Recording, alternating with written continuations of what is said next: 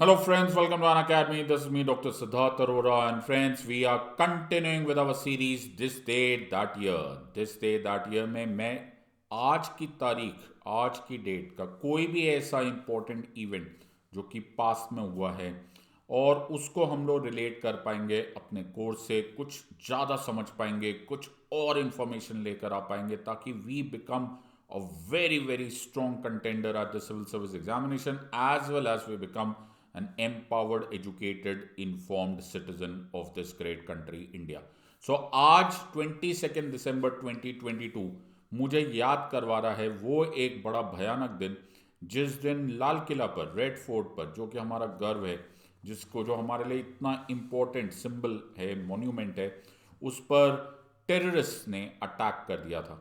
So this is that day, that is on 22 December year 2000 जब ये attack हुआ था. तो आज हम इस दिन को 22 दिसंबर 2000 was not the first and it was not the last कि जब टेररिस्ट ने हमको चैलेंज दिया था, जब हमारे पड़ोसी मुल्क ने हमको हमारे ऊपर ये सो कॉल्ड प्रॉक्सी वॉर भी क्या था, ये एक फुल फ्लेजेड वॉर था जो हम पर थोपा गया था. एंड आज का ये सेशन इस बात को हम डिस्कस करेंगे कि क्या किया एक्चुअली इंडियन आर्मी ने टू क्रश टेररिज्म, और जो अब थोड़ा बहुत भी ट्रेसेस बाकी है उसको भी कैसे खत्म करेंगे. और आज हम स्पेशली पढ़ेंगे about the role of Rashtriya Rifles, the counter insurgency counter terrorist specialised force of Indian Army, जिसने डिस्ट्रॉय कर दिया टेररिज्म को और जो बर्बाद कर दिया इनका जो बैड इंटेंशंस थी ना हमारे पड़ोसी मुल्क की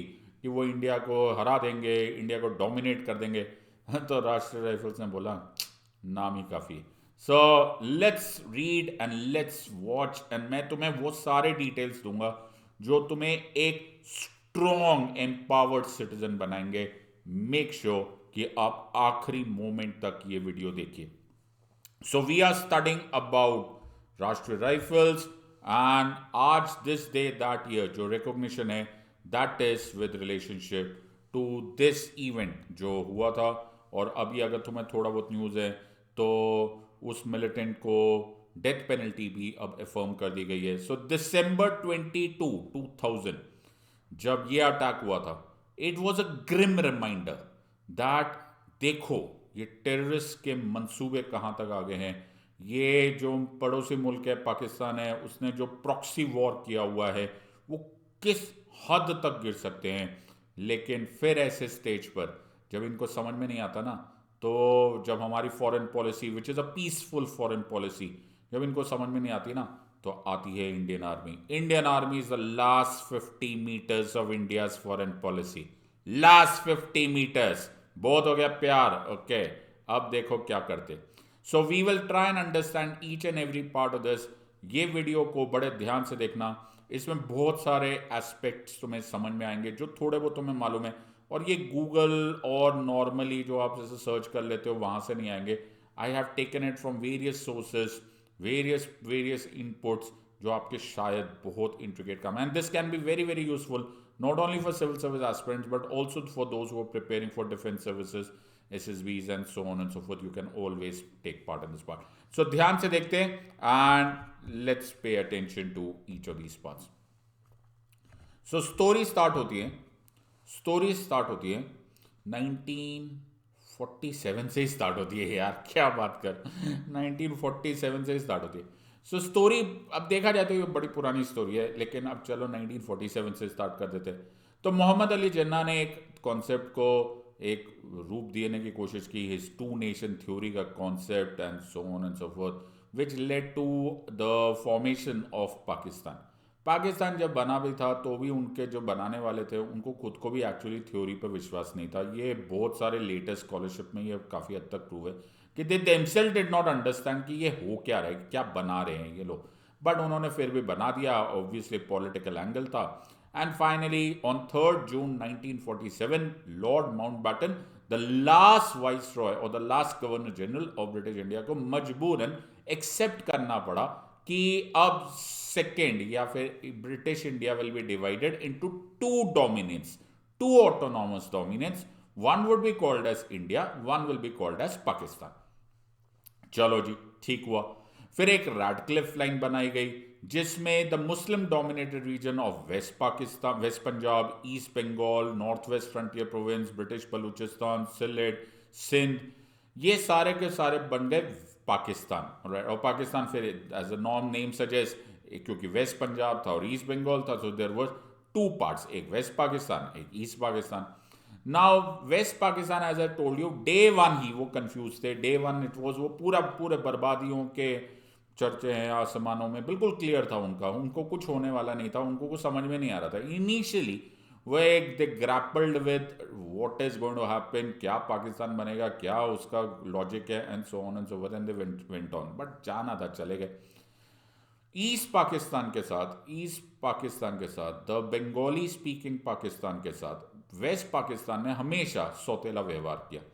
और यही हुआ कि 70s में, okay, जब वहाँ पे शेख मुजीबुर रहमान की अपनी सरकार बनी, डेमोक्रेसी की सरकार बनी, तो जनरल याहिया खान ने बोला ना, ये थोड़ा ना एक्सेप्टेबल है, डेमोक्रेसी जमहूरियत कैसी। तो उसने अपने ही आर्मी को बोला, उसमें जनरल टिक्का खान खासकर बड़ा इंपॉर्टेंट रोल प्ले किया, और ऑपरेशन सर्च लाइट 25 मार्च 1971 को लॉन्च कर दिया गया, जिसमें बेगुनाह सिविलियंस को, टीचर्स को, पोएट्स को, स्कॉलर्स को कत्लेआम कर दिया गया। और ये स्टेट ने, मतलब पाकिस्तान ने अपने लोगों के साथ कराया। ऑपरेशन सर्च लाइट हुआ और फिर एक ह्यूमैनिटेरियन क्राइसिस हो गया।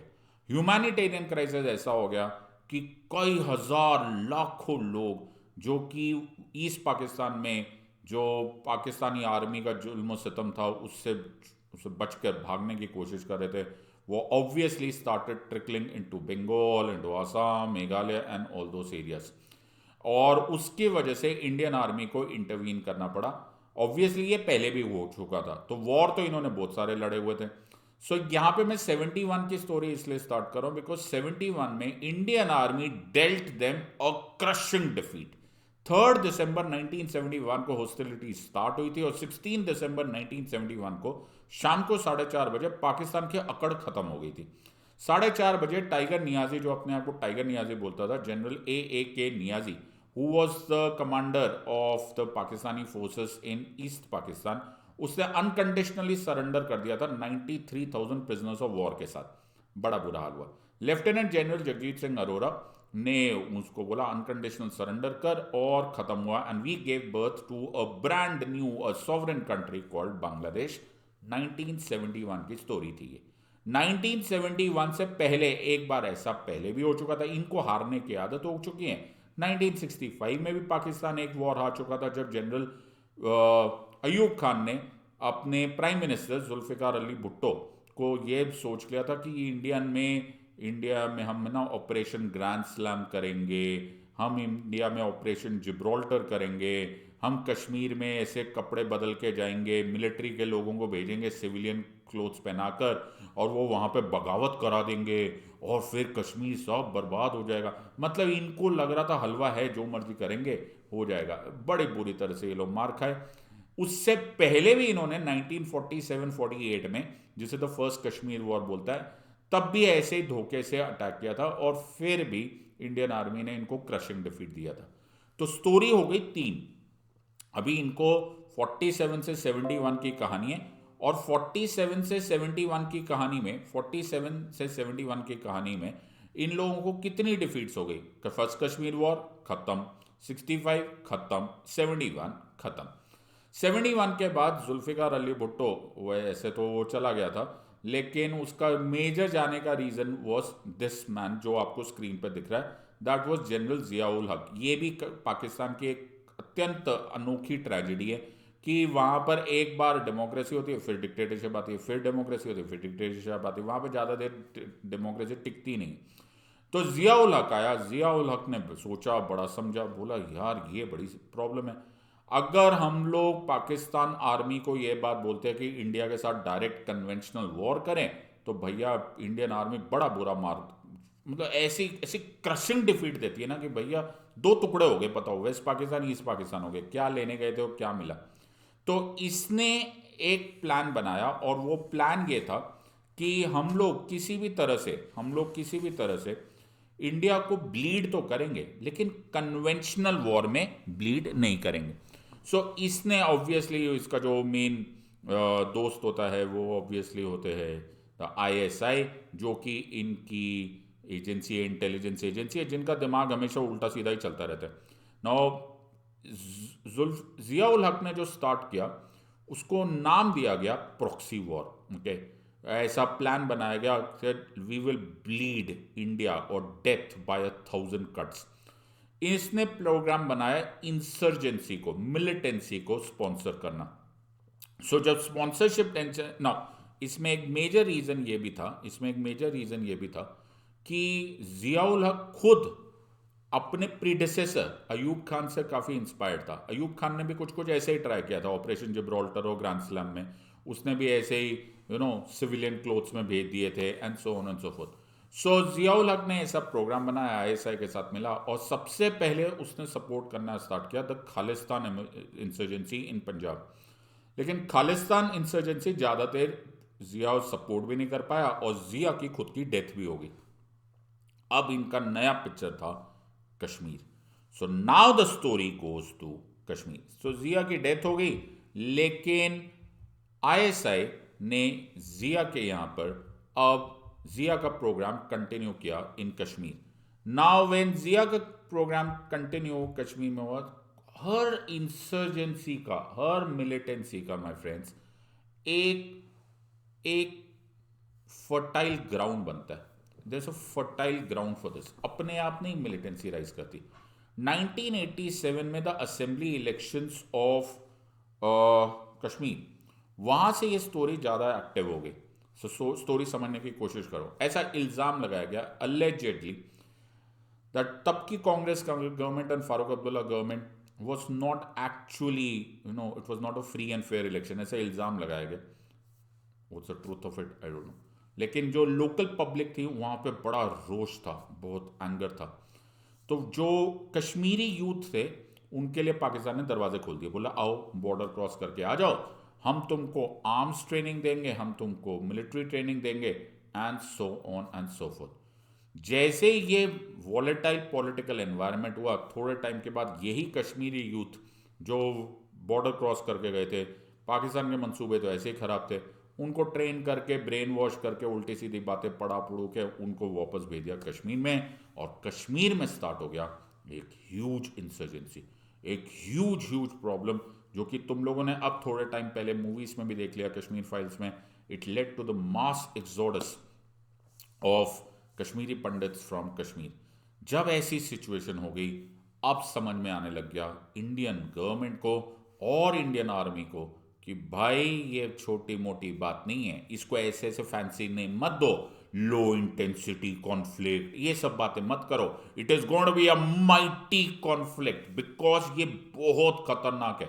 बड़े बड़े कंट्रीज, बड़ी बड़ी सुपर पावर्स, अफगानिस्तान में सोवियत यूनियन मार खा चुका था ये लोकल मिलिशिया से। ये लोकल मिलिटेंसी बड़ी खतरनाक होती है। ओके, ये बहुत मुश्किल होता है, इसको लो इंटेंसिटी कॉन्फ्लिक्ट करके आप अपना मजाक कर देते हो। यही चीज इंडियन आर्मी ने सीख लिया था द आईपीकेएफ ऑपरेशन में श्रीलंका में। सो आईपीकेएफ ऑपरेशन में हमने क्या भेजी? Indian peace keeping force. अरे बाबा, war is a war is a war is a war, it's a war, it's a war out there. Okay, so it was a war. So Indian army by that time ये learn कर चुकी थी कि यार war को war बोला करो। ये क्या अजीब सी बात है, तुम low intensity conflict, peace keeping mission, ये क्या है? वॉर वॉर होता है, सामने से गोली चल रही है, मैं भी गोली चला रहा हूं, या तो वो मरेगा या मैं मरूंगा। Take it very, very, very seriously. And this is what starts this story. So, Kashmir में जो प्रॉक्सी वॉर या फिर द डेथ बाय 1,000 cuts या फिर let's keep the pot boiling, ये जो पाकिस्तान का पूरा कॉन्सेप्ट था, ये जिया के कॉन्सेप्ट पे था। और जिया ने इसको, जियाउल हक का खासकर इसमें ब्रेन चाइल्ड बड़ा ही खतरनाक था। ऑफ कोर्स इसमें अब्दुल अख्तर रहमान का भी बड़ा मेजर कॉन्सेप्ट था, जो उस टाइम पर आईएसआई चीफ था। और इसने ना 3 नैरेटिव्स बनाए। पहला नैरेटिव बनाओ कि ऐसी वायलेंस करा दो ये पाकिस्तान ट्रेंड मिलिटेंट से जो किसी ने सोची ही नहीं थी। और जब ऐसा हो जाएगा तो इंटरनेशनलाइज हो जाएगा पूरा कश्मीर का इशू, ये हो जाएगा नंबर 2। एंड नंबर 3, कि इस इंटरनेशनलाइजेशन ऑफ इशू में तुम ऐसे ऐसे चीजें दिखाओगे कि ह्यूमन राइट्स वायलेशन हो रही है, ये हो रहा है, वो हो रहा है, ताकि कहीं ना कहीं ये मी वर्सेस देम कहानी हो जाए और इंडिया को मजबूरन कोई ऐसा मिलिट्री एक्शन लेना पड़े जो obviously we will regret at a latest stage. लेकिन India was is a very stable country, तो इंडिया ने ना ऐसा किया। लेकिन अब जवाब देने का टाइम आ गया था, और जवाब देना का एक ही रास्ता था, वो था इंडियन आर्मी का। नाउ एट दैट टाइम अभी हम लोग ऐसे रेडी तो थे नहीं, okay, so we were not ready at that stage. So सबसे पहले वीपी सिंह गवर्नमेंट ने जनरल एस एफ रॉड्रिगेज, जो उस टाइम पे हमारे चीफ ऑफ आर्मी स्टाफ थे, उनको बोला गया कि अब आपको कोई स्पेशलाइज काउंटर इंसर्जेंसी फोर्स बनाने की जरूरत है।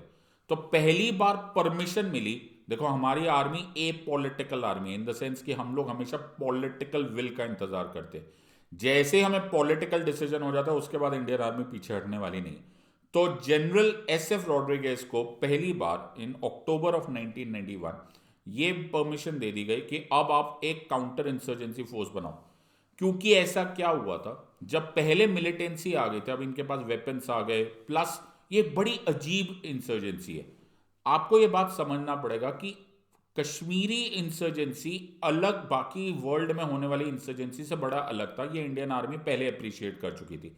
क्यों? क्योंकि ये पहले दिन से अर्बन बेस थी, राइट। और अर्बन बेस यानी कि सिटी बेस, ये बड़ी मुश्किल होती है टू डील विद, बिकॉज कहाँ पॉपुलेशन जा रही है, कितने लोग हैं, कौन क्या पहनकर क्या कब कहाँ पे गोली चला दे, ग्रेनेड फेंक दे, it becomes very difficult to handle this part. And that is the reason एक स्पेशलाइज काउंटर इंसर्जेंसी फोर्स को जरूरी है। पहले सीआरपीएफ को भेजा गया था, बट सीआरपीएफ का फुल फॉर्म क्या है? Central reserve police force. उनके ऊपर ये बड़े भारी पड़ गए मिलिटेंसी, और हमारे बहुत सारी कैजुअलिटीज होने लग गई। ऑल्सो ऑब्वियसली कुछ हद तक यहां पर होता है कि लोकल सपोर्ट भी था, तो it becomes very very difficult. ऐसे सिचुएशन में हम लोग को फर्स्ट ऐसी फोर्स बनाने का मौका मिला कि अब एक ऐसी फोर्स बने जो स्पेशलाइज काउंटर इंसर्जेंसी का काम करे, जिनको ऐसी ट्रेनिंग दी जाए, ऐसा उनका इंटेलिजेंस नेटवर्क हो जाए कि वो वहीं कश्मीर में रहकर ही कश्मीर के लोगों के साथ हाथ मिला के कोऑपरेशन करके और वहीं पर जाके टेररिस्ट को खत्म करें। और इस काउंटर इंसर्जेंसी फोर्स का नाम था Rashtriya Rifles. So this was the beginning, और this was the aim of Rashtriya Rifles, and Rashtriya Rifles came into the picture at this day. इसी को बोला जाता है आरआर और राष्ट्रीय राइफल्स। आरआर और राष्ट्रीय राइफल्स वर्ल्ड की सबसे बड़ी counter insurgency, counter terrorism force है, CICT। एंड नॉट ओनली सबसे बड़ी, बट ऑल्सो सबसे पावरफुल एंड सबसे effective. So this was RR, the beginning of RR for counter insurgency and counter terrorism. So RR जो है उसको आप कैसे बोलोगे? आप उसे बोलोगे CICT force, counter insurgency counter terrorism force. Okay, it has a strength of more than 60,000 jawans. Okay, but अब ऑब्वियसली एग्जैक्ट नंबर्स तो हम लोग नहीं बता सकते, but more than 60,000 jawans who are divided into 65 battalions। Okay, more और less, plus minus, please don't take it, because of course defence की बहुत सारी बातें क्लासिफाइड होती है, लेकिन as much as is available in public domain. और जब आरआर बनी थी तो आरआर का एक्चुअली पहले शुरू शुरू में तरन तारण रीजन ऑफ पंजाब में भी उसकी डिप्लॉयमेंट हुई थी, but that was the fading part of Khalistan insurgency. तो उसके बाद वहां पे जरूरत नहीं हुई। फिर थोड़े टाइम के बाद उसको अनंतनाग रीजन ऑफ कश्मीर में पोस्टेड कर दिया गया, and from that day onwards RR is only and only posted in Jammu and Kashmir region. तुम्हें मालूम है arm forces special power act AFSPA लगा दिया गया था इन सर्टन रीजन, पहले 15 कोर के एरिया में लगा दिया गया था। And RR operates specifically for counter insurgency and counter terrorism. Don't mix it up with normal infantry battalions. Infantry battalions के काफी जनरलाइज फंक्शंस होते हैं, करते वो लगते वैसे ही है, लेकिन काउंटर इंसर्जेंसी काउंटर टेररिज्म एक स्पेशलाइज काम है जो कि आरआर करता है। So we will now understand what does and how does RR function. और तुम्हें मालूम होना चाहिए And you should be very, very proud of this force that finally wiped out terrorism from the valley. So let us now understand RR with each of these things. मैं तुमको कोशिश करूंगा try and explain things of this huge force. So as I said, RR जो है okay जिसे राष्ट्रीय rifles बोलते हैं, इसकी direct deputation, direct post recruitment नहीं होती. So it is not direct. ऐसा नहीं होता कि आरआर में आप जवान डायरेक्टली जाके रिक्रूट हो जाते. सो जितनी भी हमारी इन्फेंट्री रेजिमेंट्स है उनको बोला जाता है कि आप अपने बेस्ट टू द बेस्ट, आमतौर पे the best to the best को 2 बटालियंस और 2 RR2 आप कंट्रीब्यूट करोगे. So those are the ones जो ज्वाइन करते हैं RR. And as I said it is a specialised force. तो वो जब RR ज्वाइन करते हैं तो उनको कुछ एक्स्ट्रा सैलरीज, कुछ एक्स्ट्रा फैसिलिटीज भी मिलती है. And then they are posted in Kashmir for long period of time. ना ये भी एक स्पेशलाइज, यहाँ पे भी एक छोटा सा डिफरेंस है. तो जो वेस्टर्न फोर्सेज होती है, अगर आप वेस्टर्न आर्मी वगैरह के बारे में कभी यूएसए वगैरह के बारे में पढ़ोगे तो वहाँ पे ना वो टूर्स पे जाते हैं. उसको बोलते हैं टूर्स, TOUR, टूर्स पे जाते हैं. तो वो टूर्स पे जाते हैं, वो थोड़े टाइम के लिए जाते हैं, फिर आ जाते हैं, 2-4 महीने के लिए होता है. ऐसा नहीं होता. इंडियन आर्मी इस तरह से नहीं फंक्शन करती. आरआर ऐसे नहीं फंक्शन करती. आरआर में एक जो पोस्टिंग होती है वो 24 to 30 मंथ्स तक हो सकती है. इसका मतलब है कश्मीर में जाकर ही, वैली में जाकर ही, वो वहाँ के लोगों के, वो पार्ट ऑफ द वैली हो गए. Now they are part of the valley. उनको सब पता चल जाता है, वहाँ के लोगों के साथ उठना बैठना, सो ऑन सो. तो ये आरआर में एक स्पेशलाइज और भी बात है कि आरआर के जवान्स को दाढ़ी बढ़ाना, ओके, बाल लंबे रखना, जो कि आपको मालूम है आर्मी में ऐसे नहीं रखा जाता. You have to be clean shaven and so on and so forth. या फिर मुस्ताच भी बड़े एक लेवल तक ही रख सकते हैं. बाल तो बिल्कुल ही छोटे छोटे छोटे होते हैं. बट यहाँ पे नहीं. You can also wear local clothes. Because idea यहाँ पर ये होता है कि हम वहाँ पर बिल्कुल घुल मिल जाएंगे and that will be helping us to create that kind of rapport as well as do what is called HUMINT, HUMINT, that is human intelligence, जिसके बिना कोई भी काउंटर इंसर्जेंसी फंक्शन नहीं करेगा. तो इस वीडियो में तुम्हें बहुत सारे ऐसे टर्म्स सुनाई देंगे जो तुमने कहीं शायद सुना भी ना हो, या सुना भी होगा तो you probably did not assimilate. So there are multiple intelligence और लोकल नेटवर्क के बिना कोई भी काउंटर इंसर्जेंसी ऑपरेशन फंक्शन नहीं करेगा. चलो let's go to the next stage. Now RR में तुम्हारे एक इन्फेंट्री रेजिमेंट का बना. नाउ तुमको ट्रेनिंग के लिए भेजा जाएगा. सो द जवान्स को अलग अलग तरह की ट्रेनिंग दी जाएंगे. उनको बहुत सारे अलग अलग फंक्शंस किया जाएगा. तो उनको एम्बुश सिखाया जाता है. Now this is very important. और बहुत सारी चीज़ें होती है, you can understand this.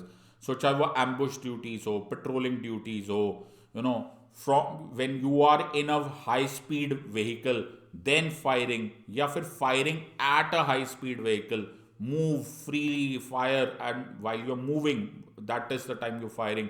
Then close quarters combat जिसे बोला जाता है वो, एंड बहुत सारे बैटल ऑब्स्टिकल कोर्स, IEDs, तो इम्प्रोवाइज एक्सप्लोसिव डिवाइसेस है, उनको कैसे न्यूट्रलाइज करना है, सो on and so fourth. And multiple types of multiple levels of training होती है.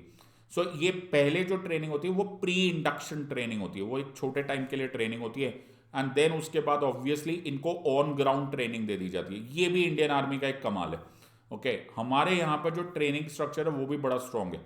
सो इट इज़ नॉट कि आप थ्योरेटिकल सिर्फ ट्रेनिंग हो रही है, ऑन ग्राउंड ट्रेनिंग हो रही है in while you are in duty. तो तुम समझ ही सकते हो, इसको कहते हैं बैटल हार्डन्ड आर्मी.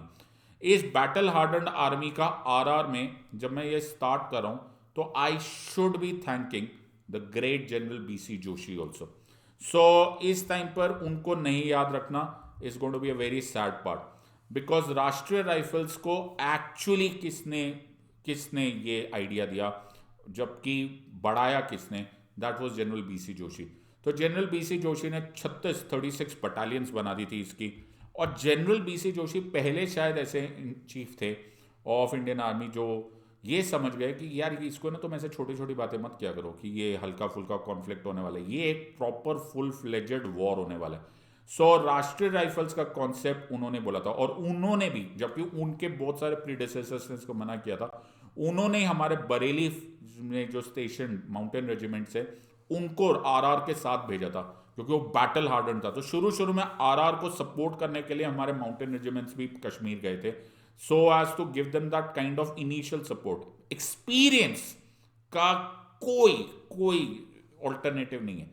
तो ये जो चाइनीज आर्मी हमसे लड़ने की हमेशा सोचती रहती है, ये वेपन खरीद लिया, वो वेपन खरीद लिया, अब चाइना बोल रहा है हमने ये बना लिया। नेवर आप, Indian army is the most battle harden army, it is a ferocious force. और वो तुमको राष्ट्रीय राइफल्स के इंसिग्निया में दिख रहा होगा। सो राष्ट्रीय राइफल्स का जो इंसिग्निया है वो है अशोक चक्र, और उसके नीचे देखो वो 2 AK-47 है। वीरता, दृढ़ता और वीरता, ये इनका जो कॉल है। This is such an important part. और देखो वो AK-47 है ना, this is again an amazing thing. ये एक और अमेजिंग थिंग है। तुम इस छोटी छोटी बातों को देखो, कितना थोड़ा सा, अगर हम लोग ऐसे अमेच्योरिशली सोचे कि हमारे सामने एक 2 टेररिस्ट है, वो एक रूम में बैठे हुए, वो घर में बैठे हुए, एक कमजोर दिल फोर्स क्या करेगी? एक कमजोर दिल फोर्स बोलेगी बाबा जितनी मैक्सिमम फोर्स है ना यूज करके बर्बाद कर दो, घर आस पड़ोसी मरते कोई बात नहीं। No, Indian army is amongst the only army जो प्रैक्टिकली वही वेपन यूज करे, वही AK-47 यूज करे जो प्रोबेबली इस टाइम पर सारे इंसर्जेंट्स भी यूज कर रहे। But it is man to man, minimum force, minimum force. हम नहीं चाहते कि कश्मीर का कोई सिविलियन डैमेज हो। जितना मिनिमम फोर्स, खुद की छाती पे गोली खा लेंगे लेकिन मिनिमम फोर्स यूज किया जाता है, और वो इनके इंसिग्निया में है। तुम्हें एक और सिंपल सी बात समझ में आ रही होगी कि ये इन्फेंट्री नहीं है।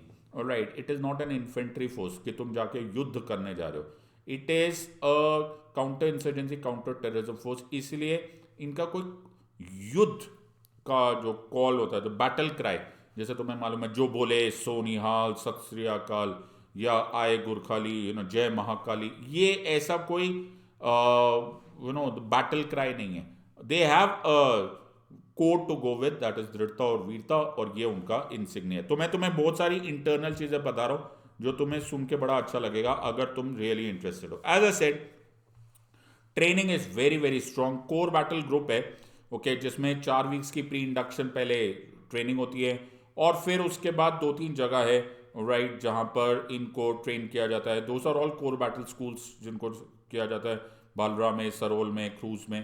क्रूज में तो एक मॉडल गांव बनाया गया है, तो वो मॉडल गांव बड़ा इंपॉर्टेंट होता है। अब ये देखो, ये भी इंपॉर्टेंट ट्रेनिंग होती है कि आप ना ऐसे वो नहीं कर सकते कि अचानक जाएंगे, ये हिंदी पिक्चर नहीं बन रही, राइट, अचानक जाएंगे और सब कुछ खत्म कर देंगे। सो अ प्रॉपर सिमुलेशन विलेजेस बनाई जाती है, मॉडल विलेजेस बनाती है, जो खासकर क्रूज में बनी हुई है, जहां पर एक्चुअली ऐसा दिखाया जाता है कि एक नॉर्मल गांव, एक स्टैंडर्ड गांव कैसा होगा, और वो गांव कैसे चेंज होगा, वहां पर जो ना छोटी गलियां कैसे होगी, घर कैसे बने होंगे, ताकि ये सारे के सारे इन हाउस कैसे जाएंगे, how will you go, house intervention कैसे करेंगे, रूम में एंट्री कैसे करेंगे, हॉस्टेज क्राइसिस होगा तो कैसे करेंगे। It's a very very strong training going on for RR. Now RR, as I said, मैं अभी इसको quickly तुम्हारे सामने दिखा देता हूँ। As I said, all तरह की ट्रेनिंग होगी, हैंड टू हैंड कॉम्बैट सिखाया जाएगा, बैटल ऑब्स्टिकल्स ग्रुप को बनाएगा। इन ऑल ये एक लीथल फोर्स बन जाती है। एक्चुअली जब काउंटर इंसर्जेंसी, काउंटर टेररिज्म की एक स्ट्रॉन्ग फोर्स बनाई गई ना, तो मुझे लगता है मिलिटेंसी को उसी टाइम पता चल गया था कि उनके वक्त अब थोड़ा ही रह गया, बिकॉज एक स्पेशलाइज फोर्स के आगे टिकना, और वो भी एक discipline patriotic professional Indian army की स्पेशलाइज फोर्स, ये लोग टिक नहीं सकते थे। सो ये उनको बहुत पहले मालूम पड़ जाएगा था, उनके डेज थोड़े से काउंटेड ही रह गए। अब ज़्यादा इनके पास लड़ाई झगड़ा करने का टाइम है नहीं, अब तो भाग जाओ यहाँ से, पाकिस्तान ही भाग जाओ यहाँ, या फिर मर जाओ। तो इसमें they have help out on variety of ways and so on so fourth. तो इन्होंने जो 72 हूरों के साथ इनकी डेटिंग सर्विस करवाई है ना, वो RR ने बड़ी कामयाबी से कराई है। और वो मैं तुमको दिखाना भी चाहता हूँ कि अगर आपको ये स्ट्रेंथ नंबर्स दिखेंगे तो तुम्हें ये नंबर्स बड़े खतरनाक दिखेंगे। तो ये जो इन्होंने डेटिंग सर्विस बना दी ना, तो बोला ना कि यार तुमको हम भिजवाते कि तुम जो बेकार की बातें करते हो ना, 72 हूरें मिलेंगी तो अभी मिलो तुम सबसे। सो ये जो सिचुएशन है, ओके, ये आपको नंबर्स दिखेंगे, तो ये हमारी गवर्नमेंट फिगर्स ही है। तो अगर आप तुम नंबर्स देख सकोगे, so the number of militants who have been neutralized, the number of militants who have surrendered, the amount of arms and weapons that have been recovered from them. So if I am not wrong, upward of 20,000 terrorists over the last 30 odd years have been neutralized. Majority of them killed, but a large number of them surrendered, all because of the might and the power of RR. So R R was very very powerful. तो मुझे numbers दिखता होगा, और ये 2020 तक के मेरे पास figures है, राइट, 21 तक के. सो ऑब्वियसली इस साल में भी जो बचे होंगे वो बाकी ठीक ठाक ही चल रहे होंगे. So you will be realising कि ये आर आर को निपटना इनके लिए आसान नहीं था. नाउ एक इंटरेस्टिंग चीज है that apart from the technology and the firing and everything else, R R ने वॉज द फर्स्ट वन जिनको मॉडर्नाइजेशन ऑफ वेपन्स का both massive support mila. So they were probably the first one, minus the special forces of paras and so on and so forth, jinko bulletproof jacket, night vision goggles, all these things were given, so that इस तरह की कोई कमी पेशी ना हो जाए कि मिलिटेंट्स को इस तरह से कोई एडवांटेज मिल जाए. सो दे वर नॉट द वंस जो इस वजह से किसी भी तरह से मार खाए, and they were always supported very well. And also in case of night vision, the technology support, drones, use of drones etc., जो अभी धीरे धीरे आने लगा, आरआर को कोई कमी पेशी नहीं हुई with regards to trying to ensure कि there would be no such problems with relationship to militants. तो ये लोग लेकर आए बहुत सारे वेपन्स उठा के पाकिस्तान से, लेकिन एक तो हमारी ट्रेनिंग बड़ी स्ट्रांग, दूसरा हमारा जज्बा बड़ा स्ट्रांग, तीसरा हमको ये सब सपोर्ट भी बहुत ही स्ट्रांगली मिल गया था. So now I also explain, जो कि तुम्हें मालूम होना चाहिए, अच्छा लगता है, you should be knowing all this thing, कि अच्छा first of all the great thing कि आर आर इज डिपेंडेंट, और R R is using as its core weapon as the AK-47, the ever reliable AK-47.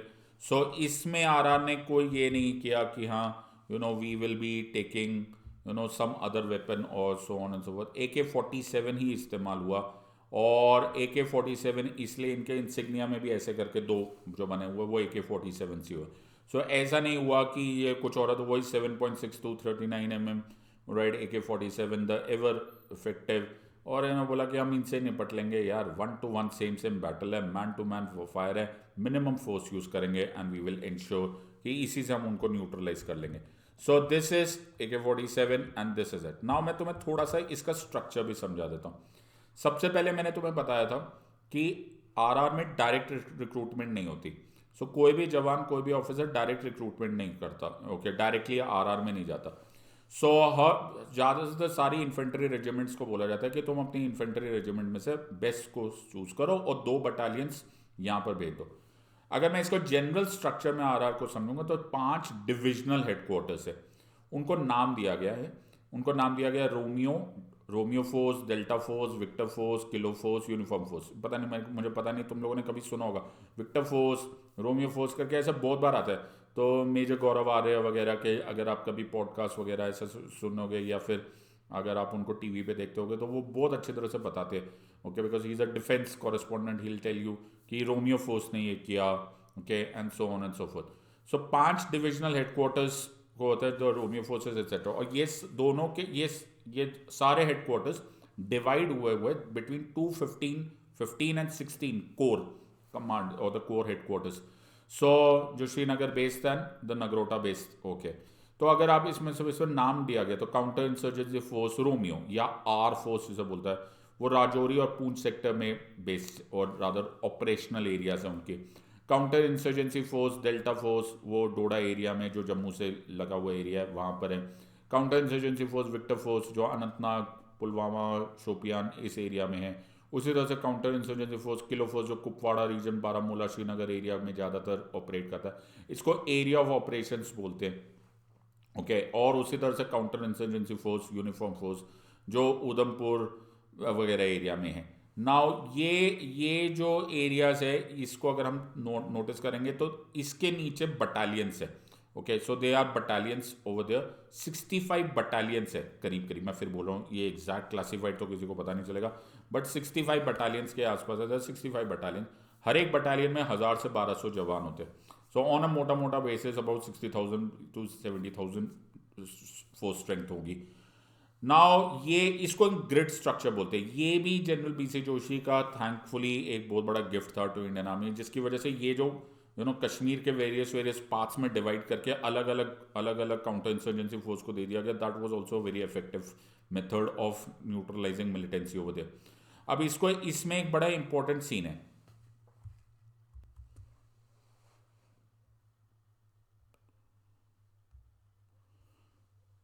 एक बड़ा important scene जो इस पूरे structure में, कि ये फर्दर भी डिवाइडेड हुआ है।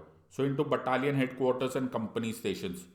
अब ये जो बटालियंस है, ओके, नाउ ईच बटालियन, जो एवरी बटालियन है, वो एक तरह से एक पर्टिकुलर इन्फेंट्री रेजिमेंट को रिप्रेजेंट कर रहे हैं। तो जैसे 36 RR है, 36 RR है, ओके, वो गढ़वाल के से एसोसिएटेड है, तो गढ़वाल रेजिमेंट के वो 2 बटालियंस या फिर वो बटालियंस कंट्रीब्यूट किए गए। उसी तरह से 40 RR जो 40 RR है, वो डोगरास के है, and so on and so fourth. अब इसमें क्या होता है, तो तुम्हें ना आरआर के, अगर तुम स्ट्रक्चर कभी देखोगे तो तुम्हें आरआर के स्ट्रक्चर के साथ साथ उस रेजिमेंट का भी फ्लैग दिखाई देगा। उसमें रीजन है, तो ये जो तुम्हें, अगर तुम्हें साइड में देखो, तो मैंने विकीपीडिया से निकाला था, तुम्हें अगर तुम बिल्कुल गौर से देखोगे तो तुम्हें दिखेगा। तो ऐसे 1 RR किसी रेजिमेंट से निकले हुए, तो अब ये कैसे होगा। अब ये बड़ा कमाल का कॉम्बिनेशन किया गया। किसी भी बटालियन में से 60% जो उसके सोल्जर्स होंगे वो उसके पेरेंट रेजिमेंट से आएंगे और 40% अदर सर्विसेज से आएंगे। इसको करने का एक बहुत सॉलिड तरीका। Again you should be thankful to the leadership of general BC Joshi and obviously the successors, जिन्होंने इसे कंटिन्यू किया और मॉडिफाई किया। इससे हुआ क्या कि आरआर हमेशा एक बैटल रेडी फोर्स रहा। ऐसा नहीं था कि अदर सर्विसेज को इसमें पार्टिसिपेट ही नहीं करने दिया। हाँ, पेरेंट रेजिमेंट्स के साथ भी एसोसिएशन रहा, तो जो तुम्हारा कमांडर होगा और जो सेकंड आईसी होगा वो पेरेंट रेजिमेंट से होगा, राइट, तो वो भी एसोसिएशन होगा।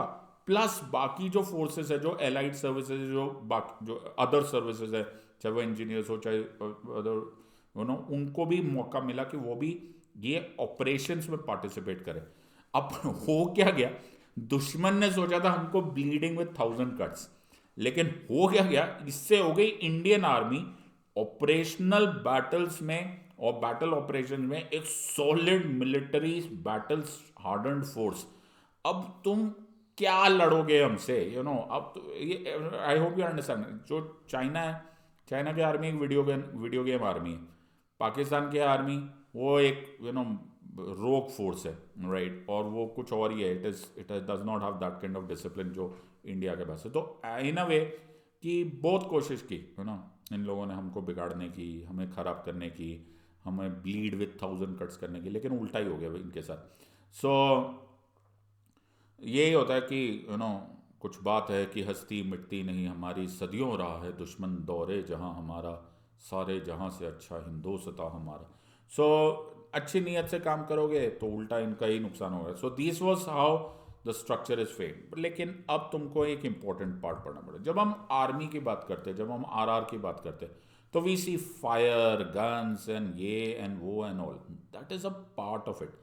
लेकिन like Napoleon used to say कि हमारे पास हमेशा होना चाहिए एक iron hand but in a velvet glove. Velvet glove, वो वेलवेट ग्लव के बिना काम नहीं चलेगा।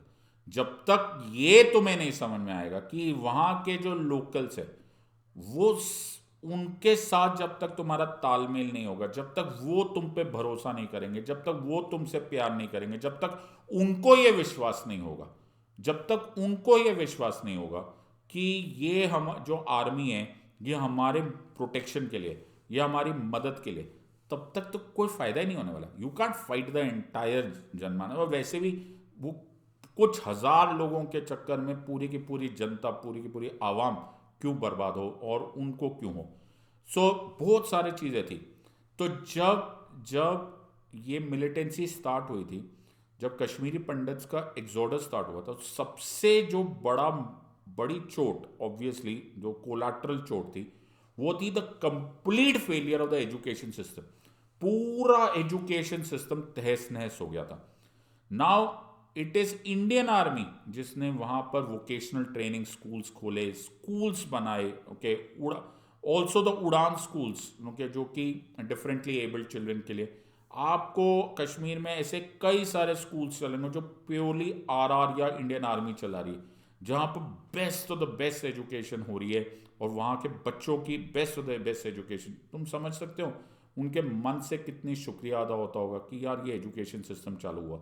हेल्थ सिस्टम, हेल्थ सर्विसेज, और जब हेल्थ सर्विसेज होती है तो सिर्फ इमरजेंसी सर्विसेज नहीं, हर तरह की के सैनिटेशन समझाया जाएगा, फैमिली प्लानिंग समझाया पड़ाएगा, वैक्सीनेशन किया जाएगा, सो on and so.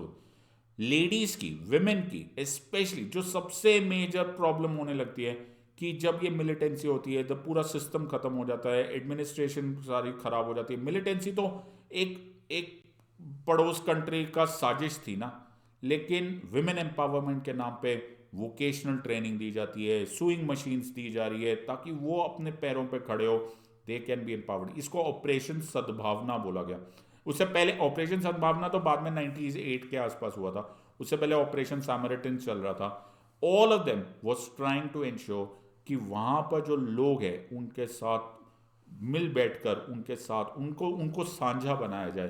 And that is also and that is one of the great achievements of R, जहां पूरी दुनिया में यूएसए ने, और mighty USA, oh my God, Afghanistan में क्या कर पाए, कुछ नहीं। ओके, सब उससे कई गुना कठिन, बहुत ज्यादा कठिन, बिकॉज ये हम अपने ही कंट्री में थे, हम अपने ही एरिया में थे, हम मिनिमम फोर्स यूज कर रहे थे, we were using minimum force, we were trying. ये हमारे ही लोग हैं जिनको वहां से 10-15-20 हज़ार लोगों, 25,000 जितने भी थे ये टेररिस्ट, इनको भड़का के पैसा देकर क्या क्या ब्रेन वॉशिंग करके ड्रग्स करके क्या करके इनको यहाँ भेजा गया। हमारे ही लोगों को कैसे मेन स्ट्रीम किया जाए, this was a very important achievement of R. तो इस चीज़ से तुम्हें समझ में आएगा, क्योंकि तुम में से बहुत सारे लोग कल आईपीएस आईएएस ऑफिसर्स बनेंगे, तुम्हें रियलाइज होगा कि ये सब करना कितना ज़रूरी होता है। तो आर मिलिटेंट जब सुनते होंगे ना तो भाग जाते होंगे, या फिर उनकी आत्मा ही छोड़ के निकल जाती होगी, क्योंकि ये नाम ही काफ़ी है। सो इन दिस स्मॉल वीडियो मैं तुम्हारे साथ शेयर करना चाहता था जो, वो यही है कि अगर अगर एक रिस्पॉन्सिबल कंट्री है तो उसकी आर्मी एक रिस्पॉन्सिबल आर्मी है, तो कोई घबराने की ज़रूरत नहीं। ऐसे दुश्मन आएंगे, ऐसे पाकिस्तान आएगा, ऐसा प्रॉक्सी वॉर होगा और हम उसको निपट लेंगे। एंड इसी मोमेंट पर अगर आप लोग इस बात को ध्यान से देख रहे हो तो दिल से और चिल्ला के जोर से from the bottom of your heart से जय हिंद, से जय हिंद to every jawan, every man, every officer of the Indian army, जिन्होंने काउंटलेस सैक्रिफाइसेस दिए टू मेक श्योर कि इंडिया रिमेन्स इंडिया। सो जब हम we the people of India बोलते हैं, so we should all be grateful to these brave men and women and their families, that because of them we are here, because of them we are safe. So my friends, in this limited time यही मैं आपके साथ share करना चाहता था, और इसी के साथ मैं ये भी बताना चाहता हूँ कि those who want to have a structured preparation for the civil service examination, I'll be very very happy teaching you.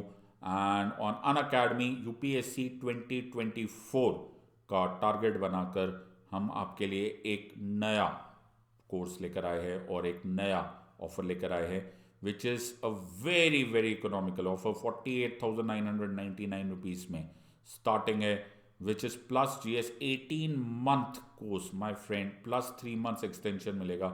आपको सिर्फ मेरा कोड याद रखना है SIDLIVE, सेट लाइव। बहुत सारे हज़ारों स्टूडेंट्स, लाखों एस्पिरेंट्स ने मैं जब देखा है on Unacademy, what I teach is from the bottom of my heart with a single point agenda to give you a realistic chance of cracking this exam.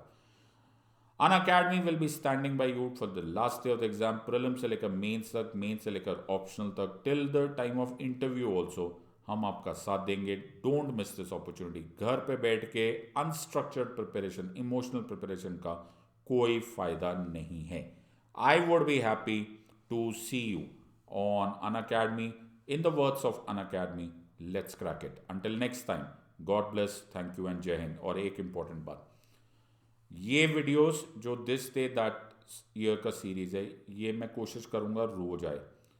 Please continue watching this. Please continue making notes out of this, not only for your exam, but as I said, for becoming educated citizens also. Also very very important, please इस comment box में share कीजिए आपको ये videos कैसे लग रहे हैं. Do you want more such videos या फिर कोई नए topics. I be very very happy to take them and address them. In the words of Unacademy, let's crack it. Until next time, God bless, thank you and जय हिंद.